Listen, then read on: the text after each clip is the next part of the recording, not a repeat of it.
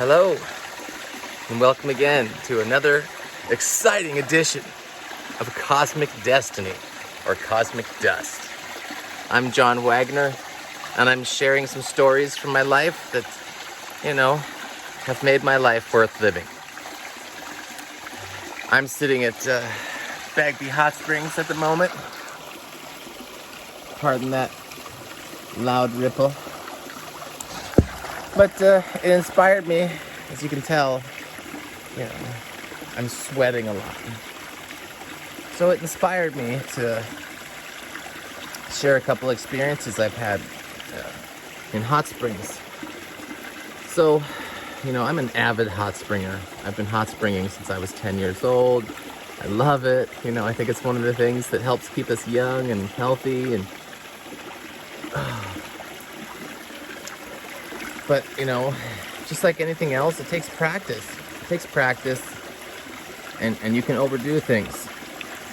So, I was at Cougar Hot Spring.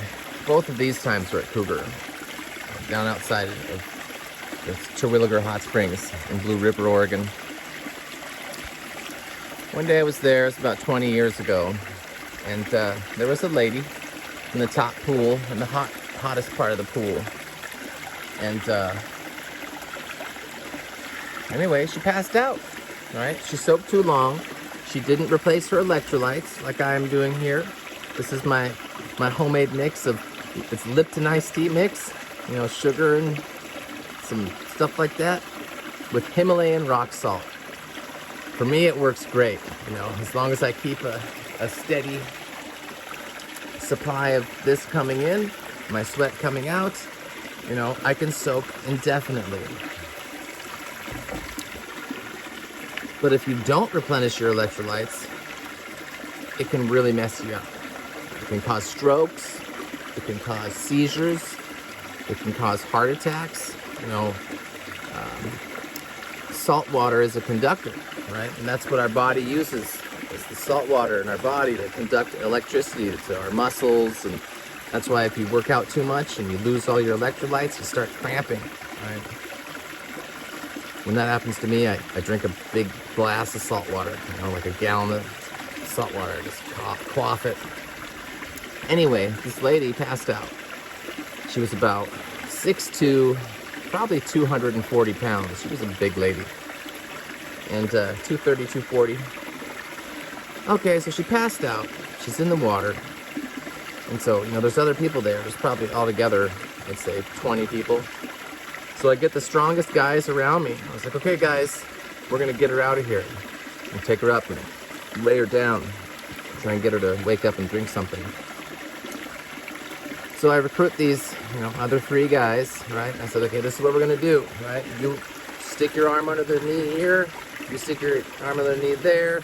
Right, hold it like this, you go under the arm, and I go with the arm. We're going to pick her up just like she's sitting in a chair, right? Anyway, we lift her up. One guy, because she's really slippery, right? We're all naked, covered in sweat and water. And one guy slips a leg, the other guy lets go of an arm, and the next thing I know, I'm stumbling up the hill, with this 240-pound lady in my arms. So I get her up there and, put her feet up. And when she came around, I made her, because I had a bunch of, some kind of an electrolyte drink, right? I had something, and I gave that to her, and she felt better, right? Okay, not a great story, but the whole point is I was prepared, right? I had extra supplies. I had extra salt water ready to go for other people. Right, whenever I go to the hot springs, I always carry more than I'll ever need.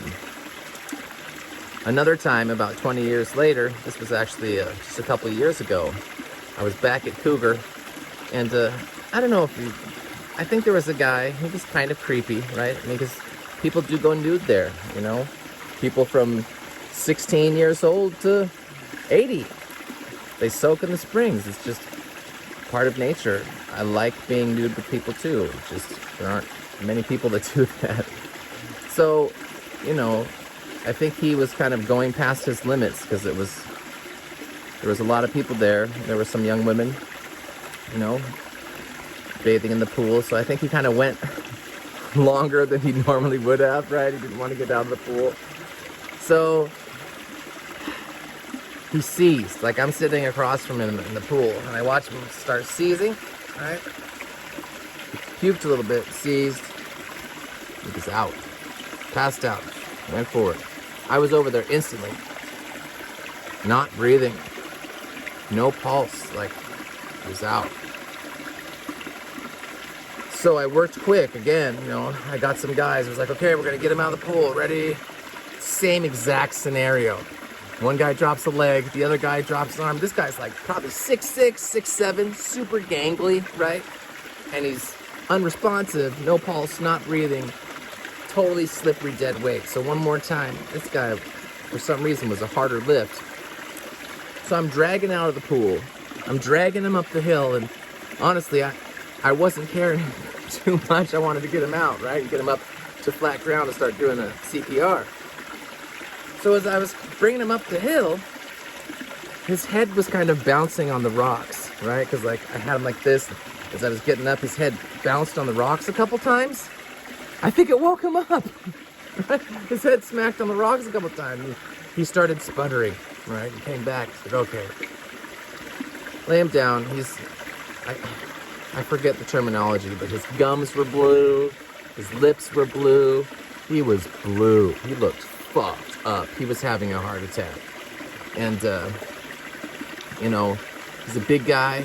We had to get him out of there. I mean, like, time is of the essence. And when somebody has this happen, dude, it's seconds. Like, literally, the difference between 20 seconds can make a difference in something like this. Life or death. So, we're talking to him. There's another guy there that turns out to be an EMT. I worked in the ER, so we're discussing, plan of action.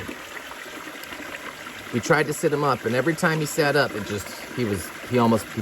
tried it once. He almost passed out, and went back again. So that we knew we had to leave him flat. And I was like, I have a body mover in my car. It's one of the things I keep in there. It's like this sheet with handles on it. I just keep it in my car, right? So I run like a bat out of hell. I mean, I'm talking, Olympic sprinter, butt-ass naked through the woods. Just, whoa! Right? Because the EMT was going to stay with him. So I bolted my butt off. Right? Went and I told the ranger what had happened. He's like, do you need an ambulance? I'm like, no, we need it now. He's like, well, I can't have service here. I have to drive up to the top of the hill. I'm like, drive up to the top of the hill. This guy's going to die. So he gets in his truck and drives up the hill, and I run to my car. I get the body mover, right? Run back.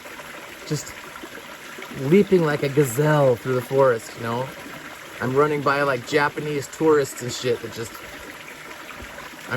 flying. It was nuts. And, probably covering, 15 feet per step. It was just on the balls of my feet the whole way on the mud.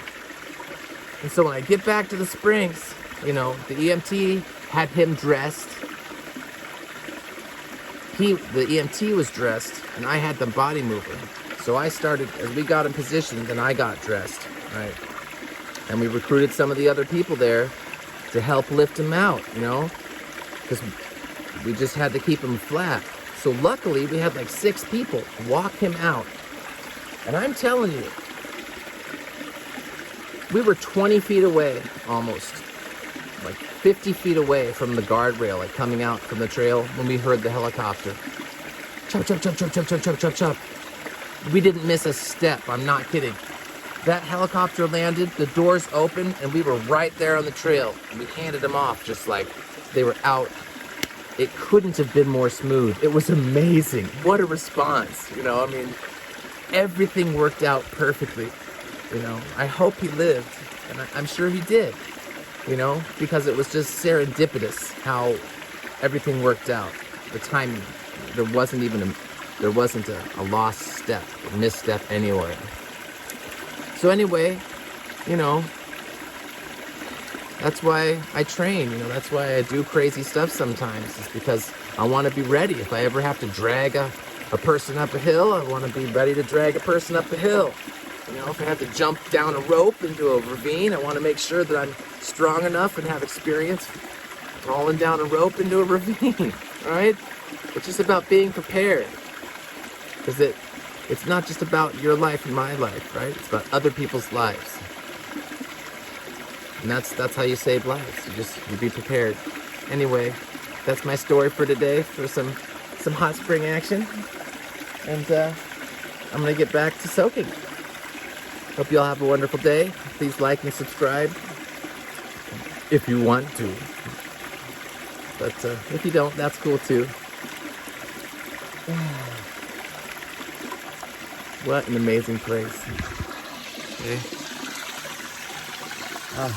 Cold water. This is hot, this is cold. You can make your perfect mix. I love it. Anyway, I love you guys too. Until next time. Bye-bye.